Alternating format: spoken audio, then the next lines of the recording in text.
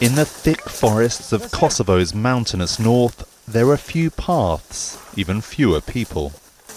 Okay, we go this side. Police search teams here often struggling to seek a route through.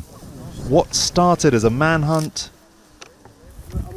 You see, bullet holes. is now, 1 week later, a desperate quest for evidence. Weapons that we are finding all over. Yesterday we found more than 10 Kalashnikovs. Lieutenant Colonel Veton Elshani is overseeing this effort. A former soldier now focused on finding facts and building a prosecution. We are not an army, we are a police force. So basically we deal with it as police force.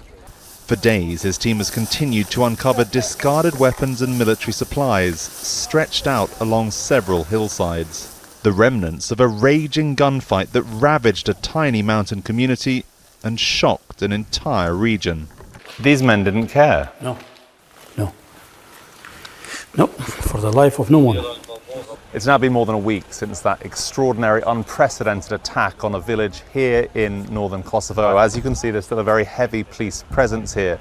A lot of questions remain unanswered. What's clear, though, is there was a huge array of weaponry being brought to bear with ferocity, raining down on police positions right here on the entrance to the village. Elshani says despite the attackers' powerful weapons, their training and tactics seemed weak, with none of his men seriously injured in the subsequent firefight that lasted hours.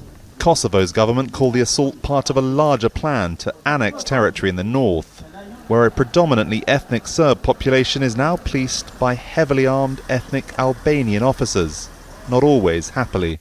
People in general don't trust the police. That was the problem.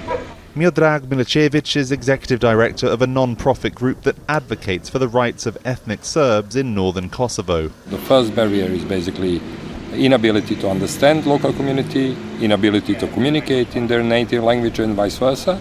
And of course that even deepened the mistrust because you don't know what the other side is saying and vice versa.